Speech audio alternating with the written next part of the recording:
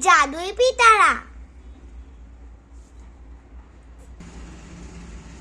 एक पिटारा हमने खोला, उसमें से निकला गप्पू गोला।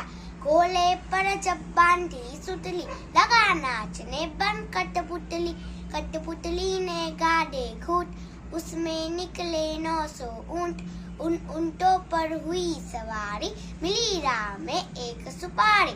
उसी सुपारी को जब काटा, उसमें निकला 9 मन आटा। उस आटे पर नारियल फोड़ा, उसमें निकल पड़ा एक घोड़ा। उस घोड़े को जब ऐड लगाई, आसमान ले पहुंचा भाई। पाया वहाँ एक गुब्बारा, जिस पर छेद हुए थे 12। एक छेद पर था स्टेशन, जिस पर खड़ा हुआ था इंजन। उस इंजन को धोया ऐसे,